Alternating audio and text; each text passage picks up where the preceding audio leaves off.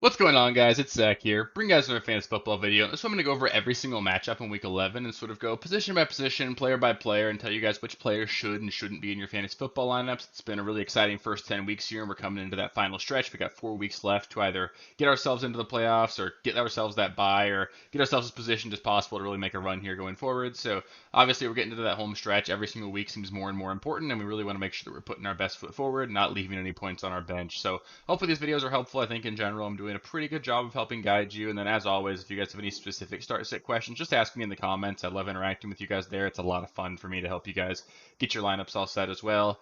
I will touch on the Thursday night football game as well. We had a couple really big injuries that I want to go over real quick. I don't want to make you guys wait till Tuesday for that. So give you guys my thoughts on that and let you guys sort of understand how I would approach each of those major injuries going forward. I don't normally really touch on the Thursday night games in these videos, but enough happened to that one that I do want to get into that as well. So as always, I really appreciate you guys taking the time to watch these videos, and hopefully you're finding them really helpful. So yeah, with that, let's just get into the Thursday night review here. So there were two big injuries in the Thursday night game, unfortunately. So the Baltimore Ravens pretty much trounced the Bengals after their potentially more significant injury occurred. Both very significant injuries for their respective teams. We have Mark Andrews and Joe Burrow likely done for the season. Mark Andrews with a high ankle injury, Joe Burrow with a wrist injury. Really unfortunate. We had both these guys leave early in the game as well. So if you played either one of them, you're already off to a really bad start. Obviously, it's just really brutal. We hate to see that stuff, especially on a Thursday, especially early on in the game. So really tough. For the Baltimore Ravens and Mark Andrews, obviously this is a huge deal. There are plenty of tight ends on waivers that I think you can pivot to, and now's actually a really good time to do that as well because you do have that benefit of this being a Thursday injury. That way you can add a tight end this week rather than having to wait until next week.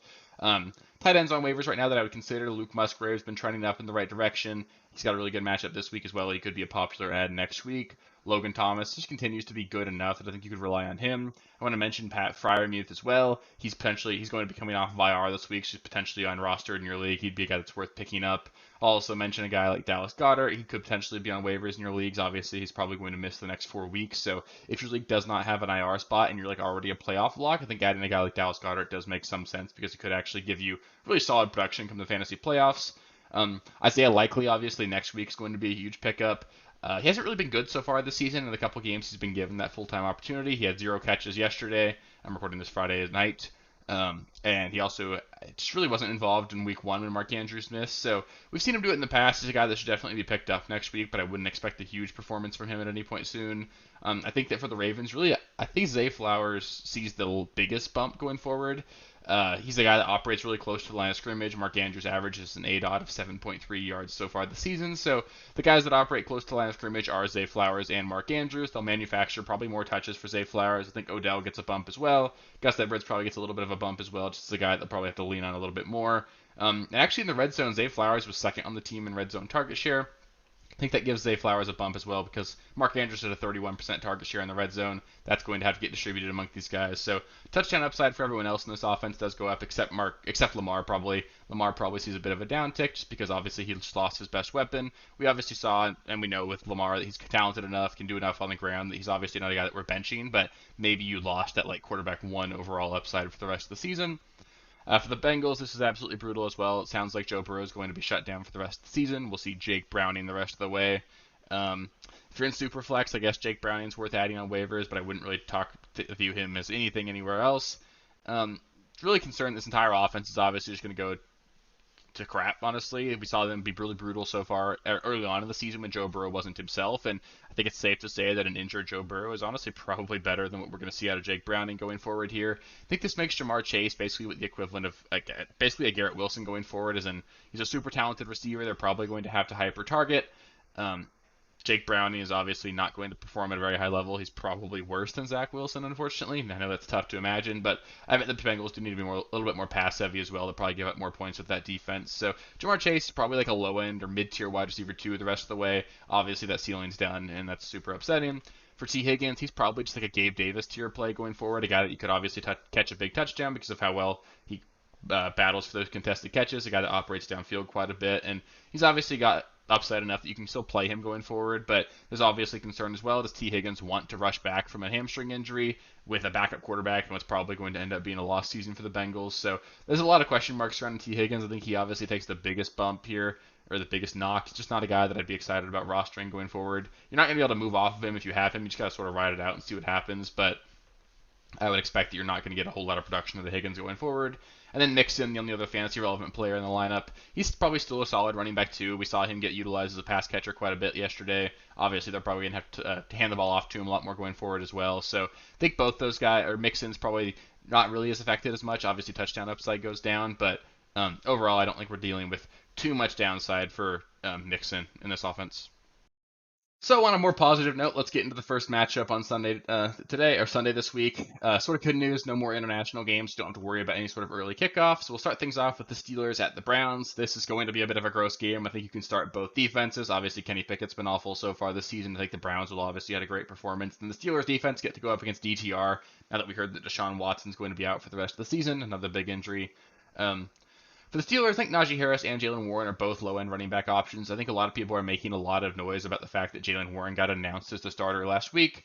Mike Tomlin came out and said that was just sort of reward how well he's been playing. I guess he does that often for even like defensive players, guys that are like sort of mixed into the rotation, just to give them that honor of like having the announcer in the stadium announce their name, letting them run onto the field first. So obviously really cool for Warren. He earned it, but we saw the snaps. We saw Jalen Warren and Najee basically operate as a 50-50 timeshare here. They're both low-end running back options in a really tough matchup, but we've seen teams run on to Cleveland a little bit lately. We saw Gus Edwards perform well along with Keaton Mitchell just last week. So I think you can play both of them, but just don't expect a huge performance out of either one. Deontay Johnson, he'd be a wide receiver 3 for me this week. Obviously, the matchup is brutal, and he's coming off of a really bad game, but the target share is there for him. It's been there. I think Deontay's a guy that you can play in PPR formats, and I probably would be playing him in full PPR for sure. I would sit George Pickens and Pat Freiermuth this week.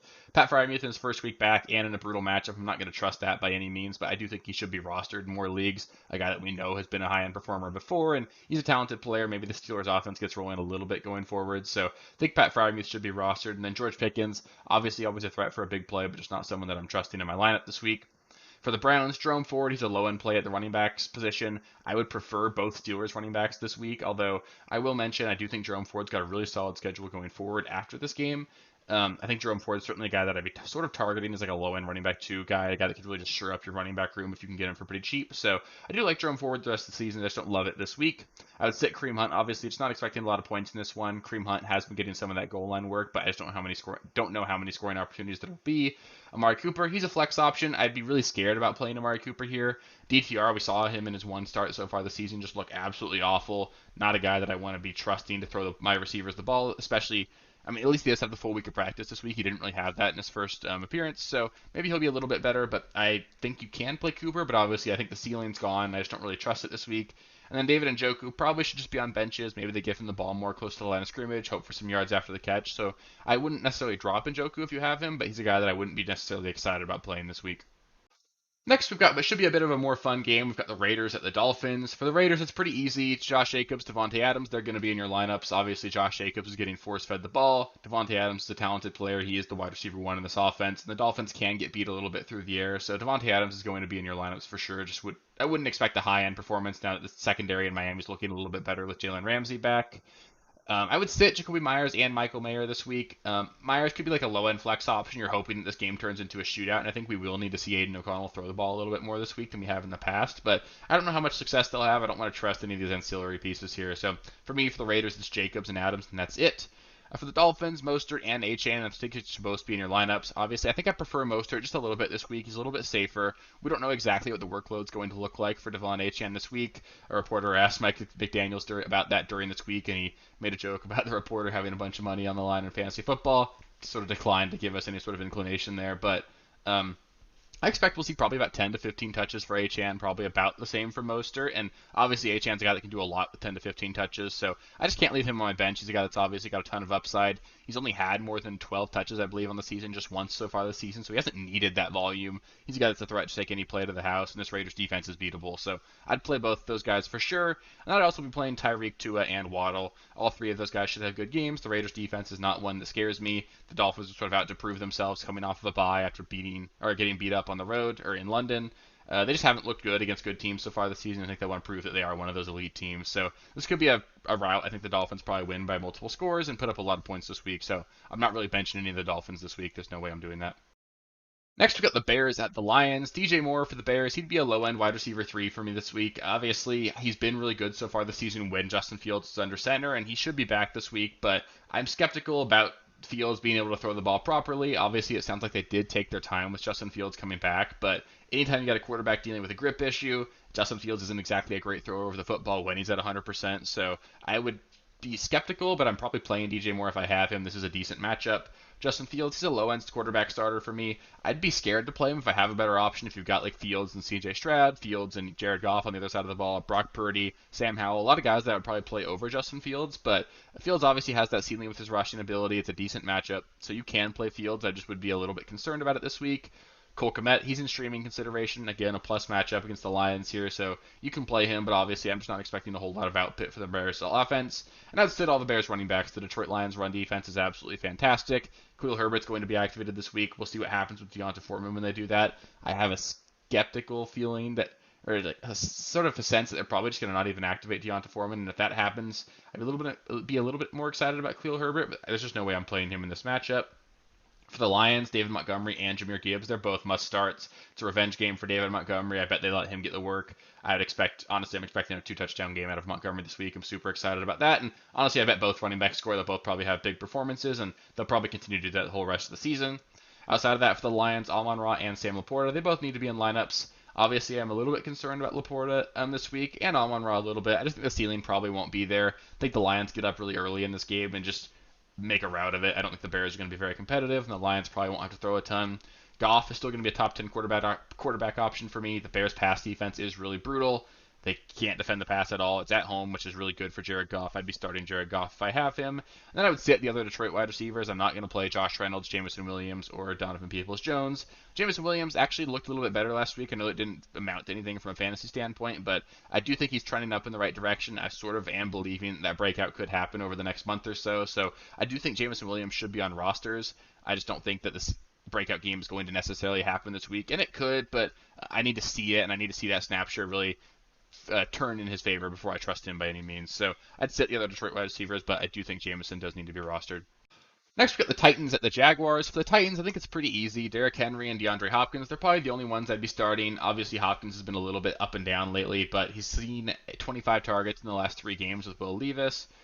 He's a guy that's obviously a big threat to score touchdowns, a big body. I think he'll throw him the ball 8-9 times again this week, and the Jaguars are going to put up enough points that the Titans will need to throw. So I think Hopkins is a solid wide receiver 3 option. I think Spears is like a desperation low-end play at the running back position. If you're super desperate, I could see him making it into your lineups, but obviously that's a PPR play only. You're betting on maybe some 2-minute drill stuff at the end of the game, which is possible here, but this is going to be a game where I don't think the Bears or the Titans will score too many points, and the Jaguars should win pretty handily, so I wouldn't expect too much out of Spears. I would sit Will Levis and Chig Okonkwo. I'm a little bit optimistic about Chig Okonkwo going forward. I could see a little bit more usage developing for him here, but I just don't see it happening this week. T-Law for the Jaguars, he's a desperation quarterback streamer. I can't imagine being tempted to play him, but the matchup is really great against the Tennessee Titans. But we've sort of been saying that with T-Law several times this season. He just hasn't done anything. He has yet to perform really at a high level at all this season. I believe he hasn't hit 20 fantasy points and 4-point per passing touchdown scoring at all this season. So I just don't see the ceiling. I'd be worried about it. I don't really want to play T-Law at all. That being said, ETN and Christian Kirk, they both need to be in your lineups.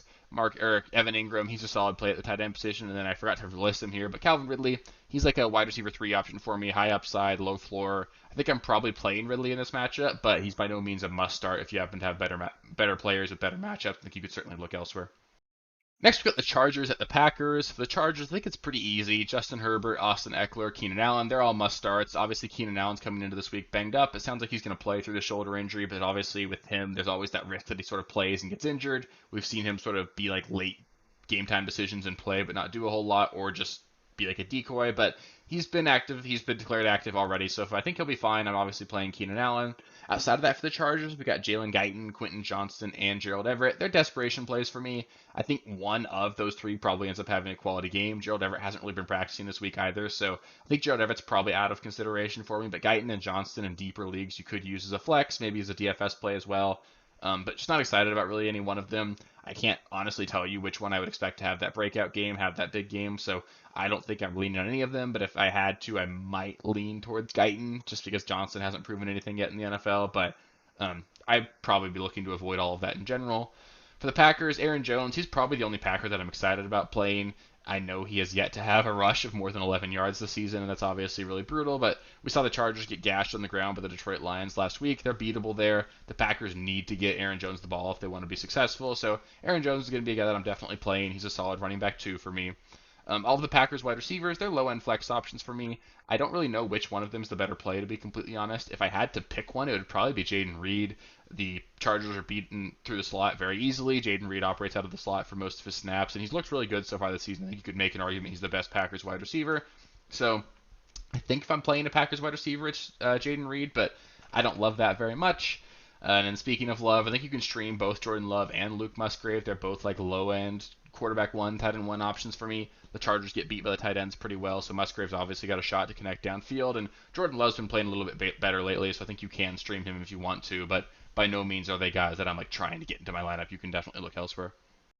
Next, we got the Cardinals at the Texans, and I'm actually super excited about this game. It should be a really fun one. For the Cardinals, we're going to get Kyler back, and I think he finally has like a huge performance in his second week back here. Him, James Conner, Marquise Brown, and Trey McBride would all be in my lineups for sure. I'm super stoked about James Conner and Trey McBride this week. James Conner can really run on the Texans defense that really give it up to opposing running backs. And then Trey McBride, I'm expecting another big game out of him. He's honestly got a shot to be the tight end one on the week. Just super excited about him. He's looked really great. If for whatever reason he's still available in your league, he needs to be rostered, but I think Trey McBride's going to probably be a top 5 tight end the rest of the season. I'm super excited about him.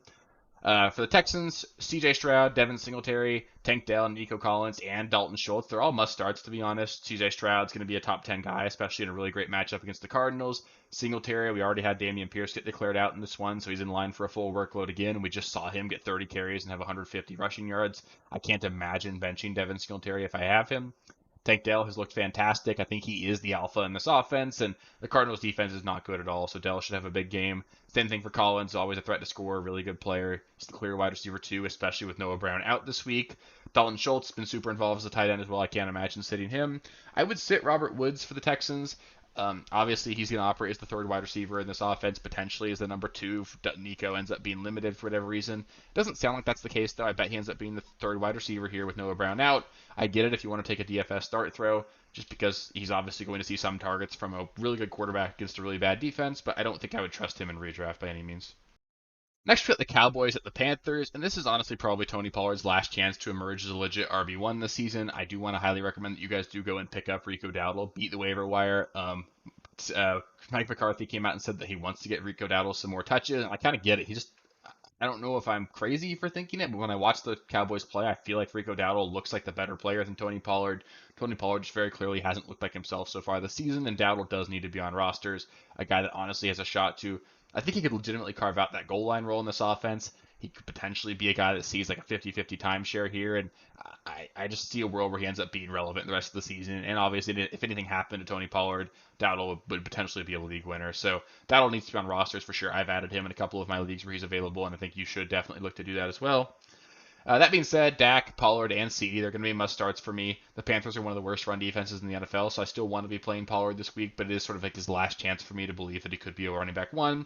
Dak and CeeDee, they've just been on fire lately. I can't imagine sitting them. Ferguson and Brandon Cooks, they're decent streaming options. I think Brandon Cooks is like a low-end wide receiver 3 or flex play. Jake Ferguson, like a low-end tight end 1. I'm probably playing Ferguson. It might be looking to sit Brandon Cooks. I'm not really going to chase last week's performance because I'm just a little bit concerned that the Cowboys could get up super early in this one, could lean on that run game. That's why Rico Dowdle could potentially have a game. So I sort of do like Dowdle this week, but I just don't really see myself trusting it enough to play Dowdle. But that's the concern with the passing game of Dallas, is that they get up 21-0 in the second quarter, and then they pull back in the third, run the clock out. Rico Dowdle ends up with 20 carries, and it ends up being a really gross situation for a lot of the pass catchers. So a little bit concerned there. I think CeeDee obviously is a must-start. Ferguson at the tight end position probably is, but guys like Cooks, Michael Gallup, it's just tough to necessarily rely on that because I don't think the Cowboys will need to throw as much as they have lately. And then for the Panthers, I think it's pretty easy. It's Adam Thielen and no one else. Frank Reich's taking back play calling for the Panthers. That was when Adam Thielen was operating at that super high level. Nobody else has really emerged as a pass catcher in this offense. Bryce Young's obviously not developing. They don't have a tight end that really stands out. The running back room is split, and they're playing a really good Cowboys defense. So it's Adam Thielen and no one else for me for the Panthers. Next, we got the Giants at the Commanders. For the Giants, I think Saquon's the only one that I'm really eager to play by any means. I think he should find success this week. He'll probably see 25 to 30 touches. I bet he breaks 100 total yards. Probably scores a touchdown this week. I'm expecting a good game for him for sure. But if you can sell high on him after this week, I would absolutely do it. There's just a lot of concerns I have surrounding him. This is a very tough schedule for them down the stretch. The Giants are 2-8 right now, I believe. They're not in a position where they're going to be looking to make the playoffs by any means. They'd have to win out to even consider doing that. And let me tell you, the Giants are not going to win out. They're going to be a really bad team the rest of the season. Saquon is going to be a free agent after the year. He's just signed the 1-year deal coming into the season. I have a hard time believing he's going to want to play out a lot of those games. As a guy who's obviously struggled to get contracts before. He's obviously got an injury history. If I'm Saquon, I'm not looking to go out there and put my life on the line for a team that's 2-8 in no position to make any sort of run. And honestly, didn't treat him very well either by not giving him that long-term deal. So if I'm Saquon, I'd probably want to shut things down at some point. That's a huge risk. And then even if he plays, it's a really bad offense. It's a really tough schedule. I think Saquon's in line for honestly a really brutal last month of the season. And in the couple of leagues I've had him, I've tried to sell him. It's been really tough to do it because like, I haven't been able to move him yet because nobody really wants to take him and pay any sort of reasonable price tag because people see what I'm talking about. But maybe if he puts up a big week this week, maybe you can sell him and move on there. So just keep that in mind. It's a bit of a long rant about Saquon there, but I do want to mention him because I'm pretty concerned there. I'm not playing any other Giant. This offense just looks too bad. I don't want to trust it. Along the lines of other tight ends, I will just mention Darren Waller could potentially come off of IR in 2 weeks if he happens to be on waivers in your league. You could add him. I don't really know that I'm excited about it. Maybe Tyrod Taylor comes back and he helps, but not excited about that really. I probably am just not playing any other Giant, and I don't think anyone even really outside of Saquon needs to be rostered. For the Commanders, Sam Howell and Logan Thomas, they're both streaming options. Sam Howell should have a lot of success against this Giants defense. We just saw Dak Prescott carve them up, put up like 50 fantasy points in a lot of leagues. I think Howell is in line for a good game. And Logan Thomas, as far as tight ends go, you could do a lot worse. Terry McLaurin and Brian Robinson, they both need to be in your lineups. Terry McLaurin in his career against the Giants played them 8 times. He's never had less than 70 receiving yards against them. Has always been good. He's a guy that obviously has a huge ceiling as well. Coming off of a down week, but I bet they get him involved. He's a guy that needs to be in your lineups for sure. And then Brian Robinson, the running back 4 on the season, which is just shocking. It doesn't feel like it, but he's played really well so far this season. Antonio Gibson has yet to practice this week with a toe injury. If Antonio Gibson missed this game, Brian Robinson would easily be a top 5 running back for me this game. And even with Antonio Gibson active, I would bet a lot of money here that Brian Robinson scores this game or scores in this one. It's just to be a really good matchup for him. The Giants give up the most rushing touchdowns in the NFL so far this season. Robinson gets 83% of the touches from the 10-yard line in. You got to be playing Brian Robinson this week. And then I'd probably sit every other commander. Like I said, Antonio Gibson coming off of a couple good weeks in a row. He's banged up. I don't want to trust that. The Giants don't give up passing yards to opposing running backs. And then Dotson's just too inconsistent for me to trust there. Next, we got the Buccaneers at the 49ers. For the Buccaneers, Rachaad White and Mike Evans are probably the only must-starts for Tampa. Rachaad White, with just how high his receiving floor is, he's obviously just a really safe start. I don't think the ceiling's really there for you against the Niners. They've only given up 10 or more fantasy points to 3 running backs so far this season, those being Kareem Hunt, Joe Mixon, and I'm blanking on the third one, but they've been really good against opposing running backs so far this season. I don't think there's a really high ceiling for Rachaad White, but he's been catching the ball enough that I'm obviously starting him, especially in PPR formats. Mike Evans, the 49ers do give up points to opposing wide receivers. He's been really good so far this season. There's no way I'm sitting him. Godwin, he'd be like a low-end wide receiver, 3-year flex option. I just don't really see a ceiling case for him. I don't think the Buccaneers are going to score a ton of points in this one. Godwin really hasn't had the blow-up games at all that Mike Evans has had. So I get it if you're playing him, but you're probably just going to get around 10 PPR points. And if you're okay with that, then that's fine. But I don't think there's really a case where he puts up like a 25-point game for you. For the 49ers, it's really easy. CMC, Kittle, Debo, Ayuk, they're all in your lineups. They're must-starts every single week. One of them is probably going to disappoint unless the 49ers completely pop off, but there's no way you're really benching any of them. And then Brock Purdy might just be the best streaming option this week. The Buccaneers really give it up to opposing quarterbacks. Really easy to throw against, and obviously Purdy's got all of his weapons healthy right now, so I think I'm definitely streaming Purdy. He's for sure a top 10 start for me this week. Next, we got the Jets at the Bills, and what's honestly a must-win game for both these teams. Both these teams sort of need to win this game if they want to stay in the playoff hunt. Obviously, both these teams, especially the Bills, could obviously go on a run at any point. So if the Bills lose, I wouldn't count them out. But it's a must-win game. I'm sure it feels like it in both those buildings. For the Jets, Breece Hall and Garrett Wilson are the only Jets worth starting to me. Tyler Conklin, you can stream him if you're really sad, but CJ Uzomah's not going to play. Conklin's going to be the only one getting targets at the tight end position. The Bills do give up points to opposing tight ends, so if you want to play CJ Uzomah or Tyler Conklin, you can, but I really don't like it. I just thought I'd mention him as like a PPR only, like low-end tight end streaming option, but there's no touchdown upside. Zach Wilson has 5 passing touchdowns this season. Not doing that by any means. There's nobody to pivot to as well if Garrett Wilson misses this game. Garrett Wilson's been missing a lot of practice this week. He's currently listed as questionable. Robert Saleh came out today and said if he's trending in the right direction, he thinks he'll play. Like I said, this is a must-win game for the Jets, so I'm sure Garrett Wilson's going to suit up, but this offense, I can't imagine how bad it would look if he doesn't. So if that doesn't happen, I think you're still starting Breece Hall, but I wouldn't be excited about anyone at all, and this could be a really low-scoring game for the Jets, as all of them are. For the Bills, Josh Allen, Stephon Diggs, and Dalton Kincaid, they're must-starts. I know Stephon Diggs is coming off of a down week. If you want to put back-to-back down weeks up in a row, playing the Jets the second week is certainly a way to do that, but there's just no way I'm sitting Stephon Diggs. Kincaid, the Jets do get beat by the tight end position more than they do at the wide receiver position. Kincaid's been too good. There's no way I'm sitting him. And then Josh Allen, same thing, just too good. You can't consider benching him. James Cook, he's a low-end play at the running back position. He's a guy that you're probably starting as like a low-end running back too, but the Jets are a really solid defense. They are more beatable on the ground than they are through the air. So James Cook will probably get utilized, but obviously he's one fumble away from being benched. He fumbled twice last week, recovered one of them. There was also a fumbled handoff that I'm sure didn't earn him a lot of favors, even though it was mostly Josh Allen's fault. He hasn't really had much of a fumbling issue in his career prior to this. He did fumble his first career touch ever, but after that hadn't fumbled until this. So I don't think it's really a huge issue for him, but he's very clearly one fumble away from being benched. Gabe Davis, he's a risky flex play for me. It's just not a matchup that I want to be playing Gabe Davis in, but honestly, those are the matchups that Gabe Davis performs in, so I don't know what to do with Gabe Davis. I'm probably sitting him, but I get it if you want to play him. There's obviously a lot of upside for him any given week, but I just don't really see it. And I think you can play both defenses in this one. Obviously, the Jets defense is elite. The Bills turn the ball over, and then the Bills defense, it's not great, but the Jets offense is worse, so you can certainly play the Bills defense as well. Next, we got the Seahawks at the Rams. I'm actually super excited about this game as well. I think this one could be a super high-scoring game. The Seahawks and Rams always have some pretty higher-scoring games lately. The Rams have played the Seahawks really tough, and this should be a pretty good game here, along with Matthew Stafford returning from injury, so that's super exciting. Lockett, DK, and Ken Walker for the Seahawks. They're all definitely in your lineups. Obviously, Ken Walker is someone that I'm concerned about, and I've talked about potentially trying to sell high on. He's had two really bad games in a row prior to last week where he sort of bailed himself out with like one 70-yard screen pass. I don't know if that's going to happen every week. Obviously, Ken Walker is an explosive play waiting to happen, so those will happen from time to time, but the matchups are only going to get worse for Walker going forward, so you can play him this week, but I would still be trying to move off of Walker if I can. JSN for the Seahawks, he's a low-end flex play for me, a guy that I'm not expecting a huge performance from, but he's been more and more involved lately for them. This should be a higher scoring game, so I think you can play JSN in PPR. Just expect 10 points, nothing super exciting there. Geno Smith, you can stream him this week.